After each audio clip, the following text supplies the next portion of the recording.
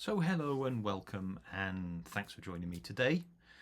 If you're watching this, chances are you're either thinking about implementing an ISO standard like ISO 9001, 14001, 45001 or 27001, or you already have certification and are finding that maintaining it feels far more complicated and time-consuming than it really should do. So my name's Russell Lawson. I've spent over 20 years working in quality, environmental, health and safety and information security management systems across a wide range of industries, including construction, IT services, manufacturing, professional services and engineering, to name but a few. I'm the managing director of the Ideas Distillery, which is specializes in ISO implementation and business improvement. And I'm also founder of the Compliance Companion, which is a practical system designed to dramatically reduce the time, effort, and frustration involved in running ISO management systems. So, over the years, I've worked with hundreds of organizations, from small growing businesses to much larger organizations, helping them not only achieve certification, but actually use the ISO standards and use the management systems to improve how their business runs. And what I've consistently seen is this: ISO standards themselves are not the problem. In fact, when implemented properly, they're incredibly powerful tools for improving efficiency, reducing risk, and scaling a business in a controlled way. The real problem is how ISO is usually implemented. You see, too often businesses are handed huge folders of generic documents, complex spreadsheets, and systems that feel like they were designed purely to satisfy an auditor, not to actually help the business. As a result, ISO becomes something people dread.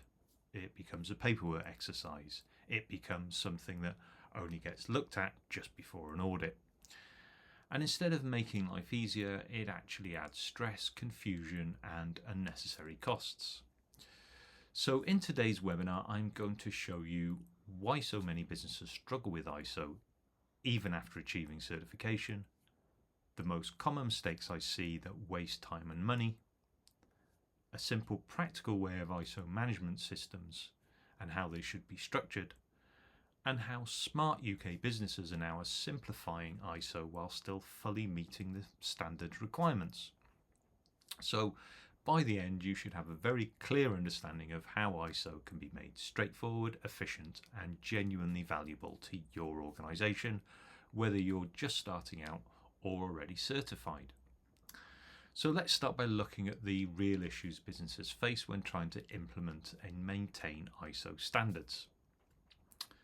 Now, before we talk about solutions, it's important to be honest about what's actually going wrong in most organisations when it comes to ISO management systems. Because in theory, ISO standards are designed to be flexible, practical, and tailored to how your business operates. But in reality, what I see again and again across the UK is something very different. The first major issue is overcomplicated documentation.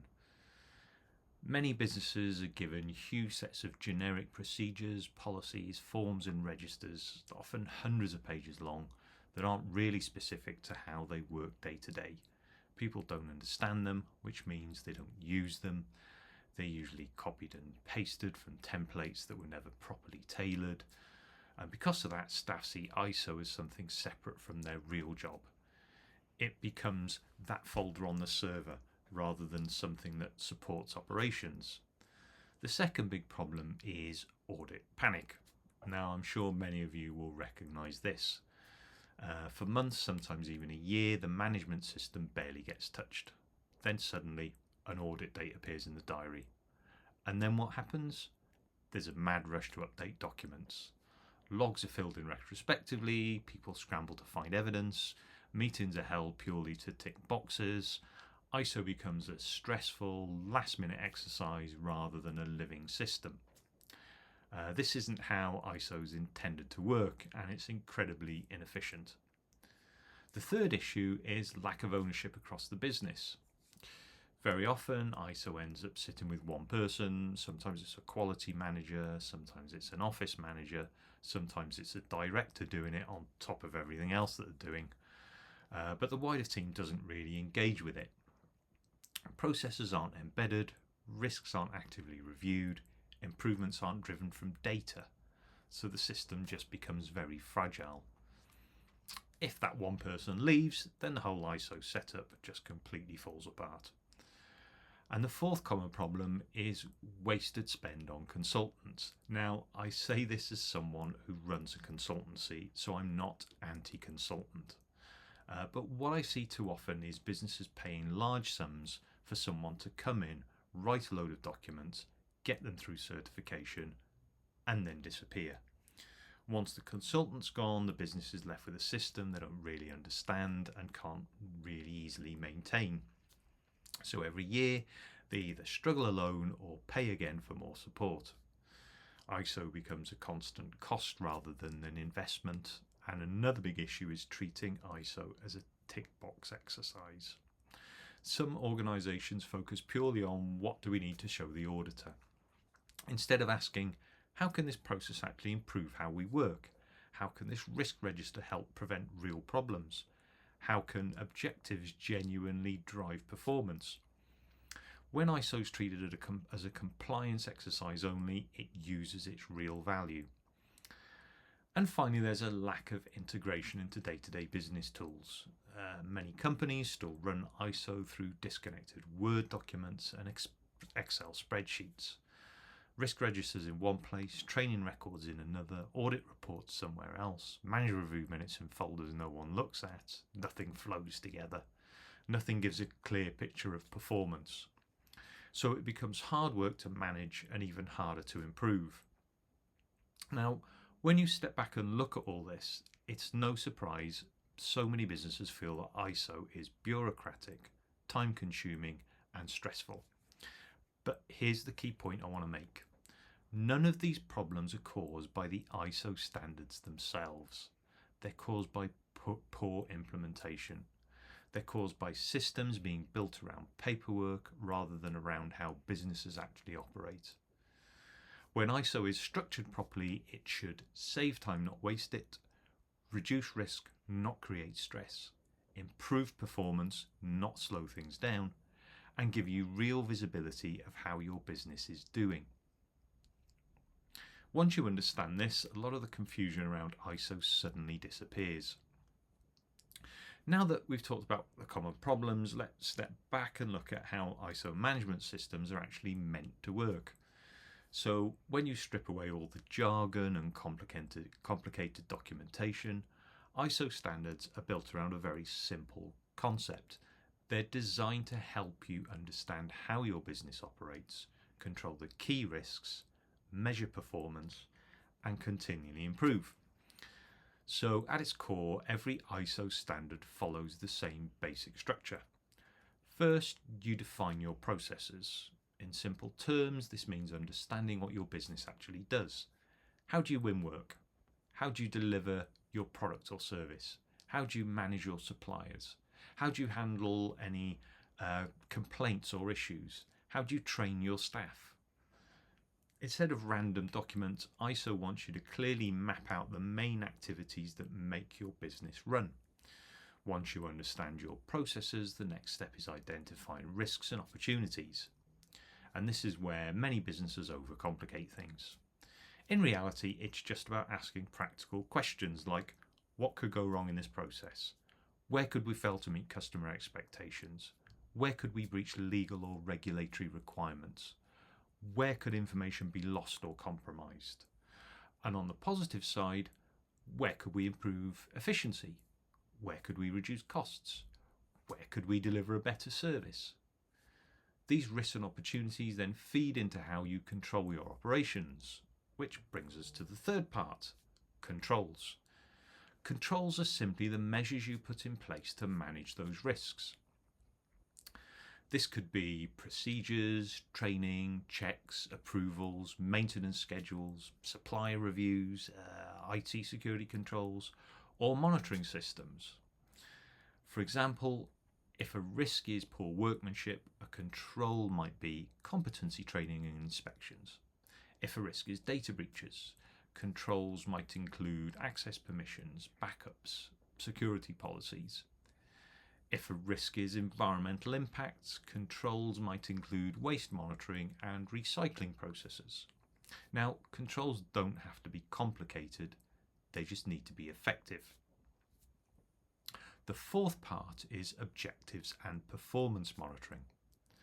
ISO requires you to set clear objectives linked to your risks and business goals. Now, these might include things like reducing customer complaints, improving on-time delivery, reducing waste, improving information security incidents, increasing audit compliance. You then monitor these using data. So this could be KPIs, reports, audits, feedback, inspections, systems logs. The idea is that you're not guessing how well things are going, you're measuring it. And finally, the fifth part is continual improvement. This is where ISO really adds value. You use internal audits, customer feedback, incident reports, non-conformances, performance data, management reviews, anything you can lay your hands on to identify what's working well and what needs to improve. Then you take actions to fix issues and improve processes, and this cycle repeats. Define processes, identify risks, apply controls, measure performance, improve. That's it. That's the heart of every ISO management system. When done properly, ISO becomes a simple, structured way of running your business better, not a pile of paperwork. The problem is that many implementations skip this logical flow. Instead of starting with processes and risks, they jump straight into documents. Instead of linking controls to real risks, they just tick off clauses. Instead of using data to drive improvement, they scramble around before audits. When you follow the framework properly, ISO actually becomes much easier to maintain. You always know what your key processes are, where your main risks sit, what controls are in place, how performance is trending, and what needs improving. And audits stop being stressful because everything is already in place and working. Once you recognise these, you'll probably see exactly why your current system feels harder than maybe it should be. Now that you understand the simple framework ISO is built on, let's look at the mistakes that most commonly break that framework and turn ISO into a headache. These things I see repeatedly across UK businesses, regardless of size or industry. The first big mistake is relying on generic templates without properly tailoring them. So many organisations start their ISO journey by buying a template pack or being given a standard set of documents by a consultant. On the surface, this seems like a quick and easy solution. But the problem is that those documents are usually written to cover every possible scenario for every type of business. They're full of unnecessary processes, irrelevant controls, and pretty vague wording. Instead of reflecting how your business actually works, they describe some idealised, generic organisation. As a result, staff don't recognise the processes. They don't follow them. And over time, the documents drift further and further away from reality. This creates gaps, non-conformities, and lots of last-minute fixing before audits. The second mistake is creating far too many documents. You see, some businesses end up with separate procedures for everything imaginable. Multiple forms for the same activity, registers that overlap, logs that never get used. ISO does not require huge amounts of paperwork. It requires effective control. In many cases, a simple process description combined with good operational records is far more effective than 10 separate procedures that nobody reads. More documents does not mean better compliance. They usually mean more work and more confusion. The third common mistake is not linking risks to controls. Now, earlier we talked about how risks should drive what controls you put in place. But in many systems, the risk register exists in isolation. It gets filled in once a year, then it sits in a folder. Meanwhile, Procedures and controls are written without any real reference back to those risks. That means there's no clear logic behind why certain controls exist.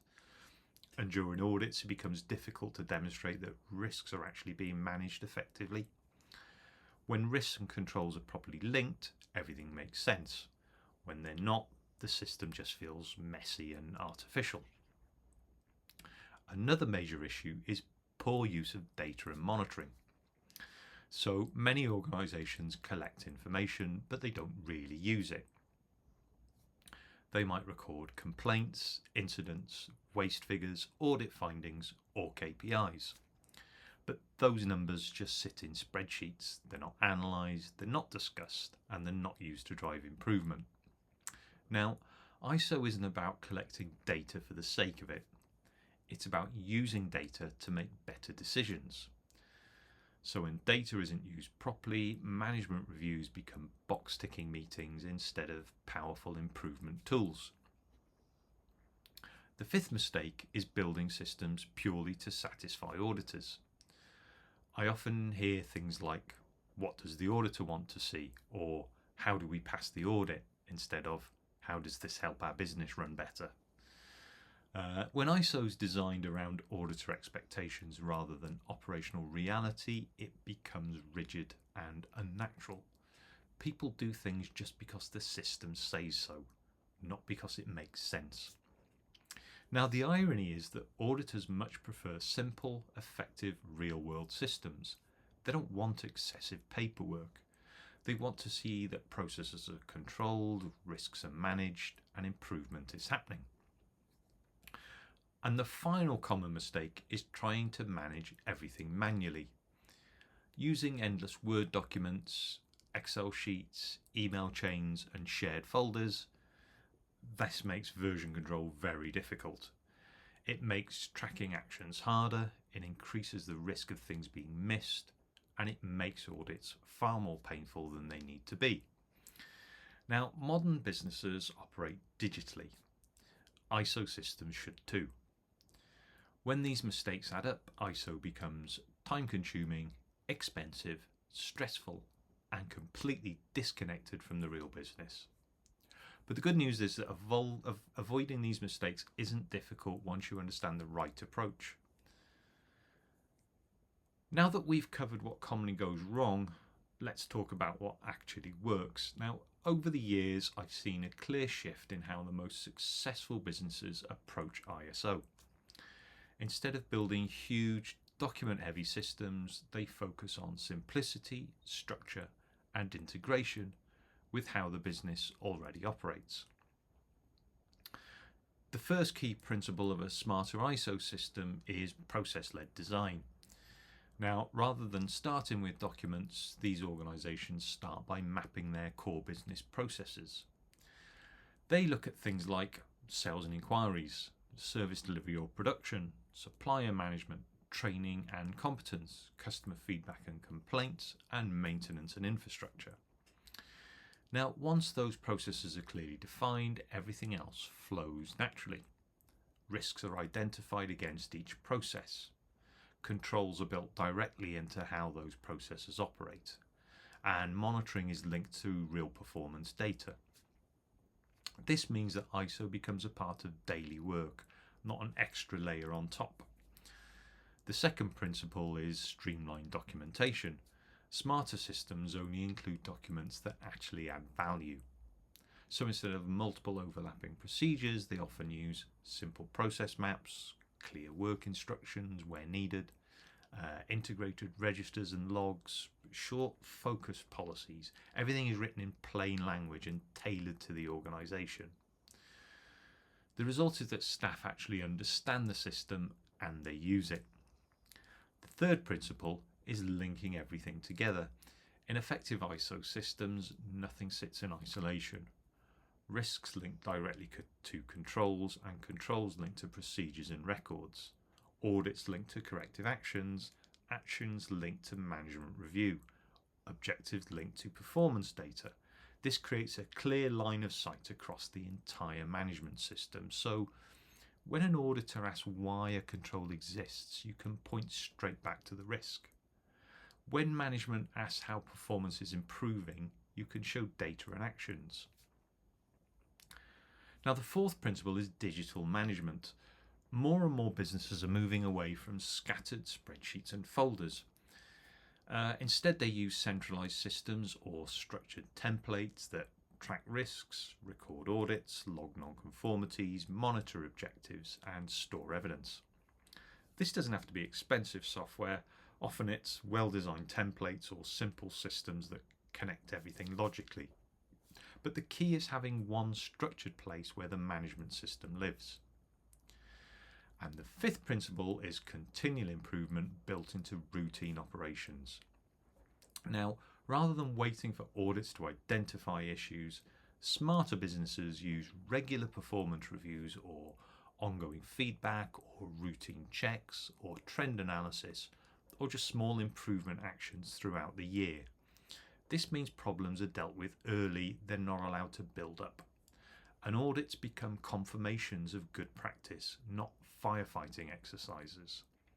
So let me give you a simple real-world example.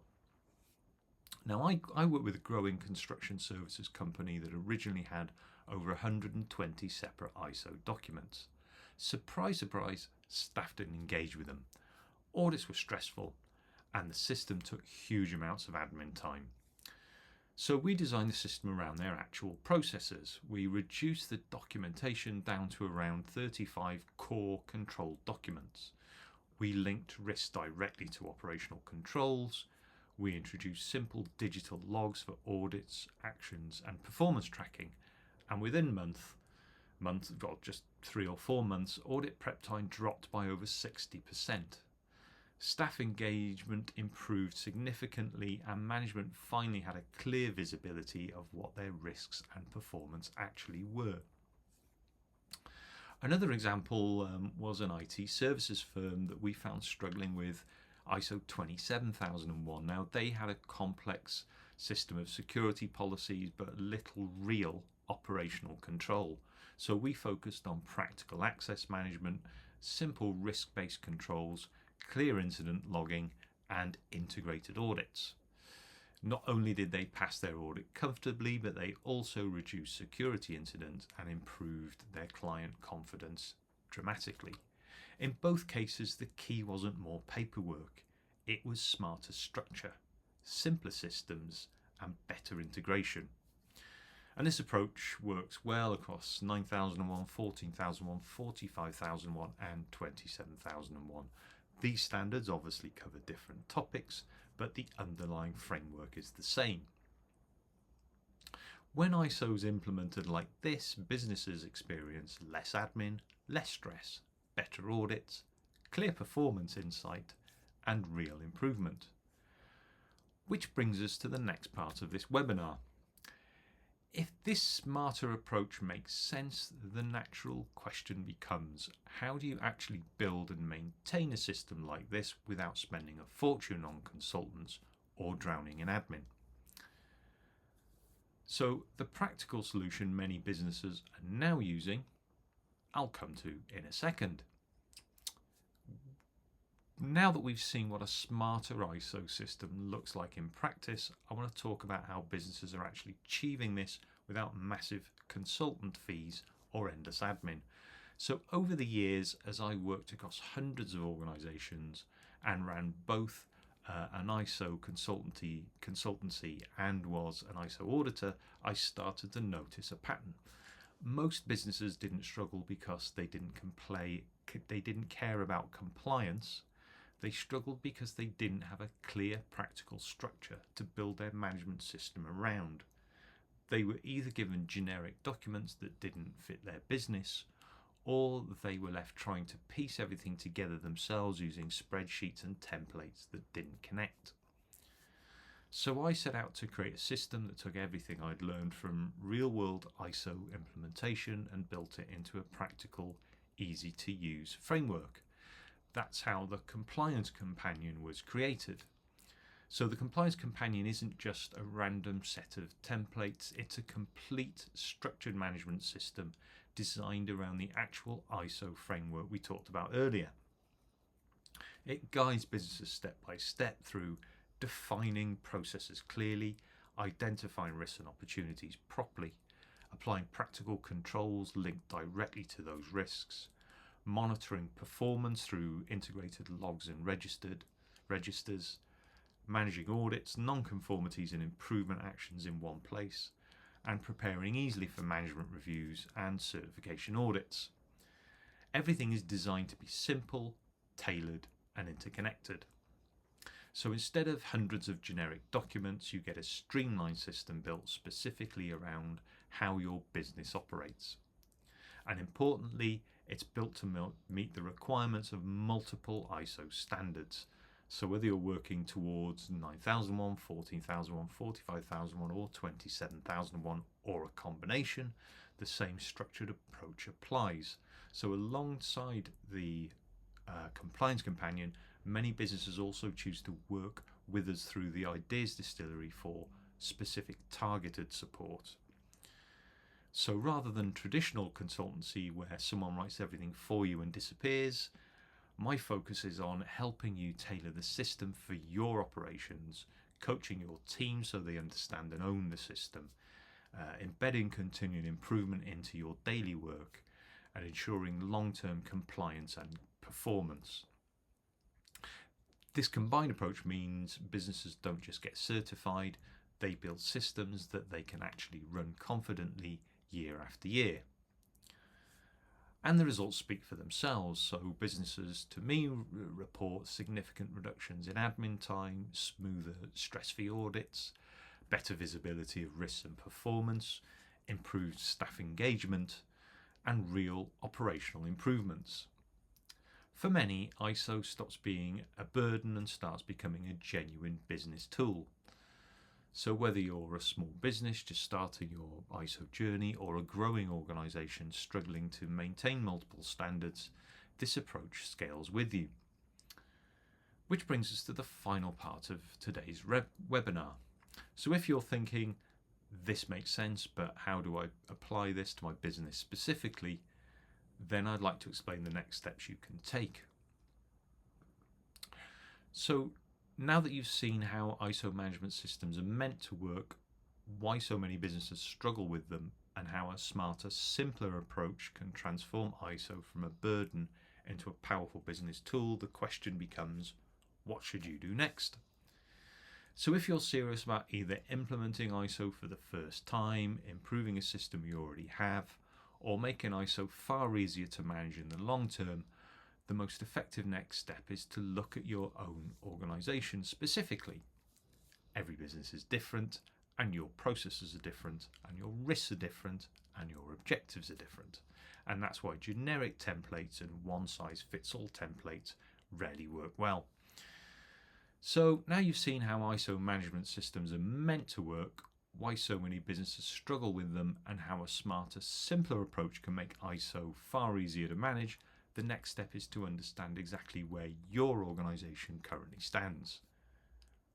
Some already have elements of an ISO system in place, some are starting from scratch, and many have certification already, but know their system is overcomplicated or not working as well as it could. To help with this, we offer a completely free ISO gap analysis. So this is a practical review of your current processes, documentation, risks and controls against the relevant ISO standard or standards. So during the gap analysis, we'll look at what you already have in place, where you currently meet ISO requirements, where the gaps are, and where things could be simplified or improved. At the end, you'll receive a clear overview of your current level of compliance, the key areas to focus on, and a straightforward action plan to move forward. There's no obligation attached, and it's simply designed to give you clarity and direction. So if you'd like to book your free ISO gap analysis, just click the link in the video description. And remember, ISO doesn't need to be complicated. With the right structure and approach, it can become a practical system that genuinely supports your business. So thank you for watching, and I look forward to helping you to simplify ISO.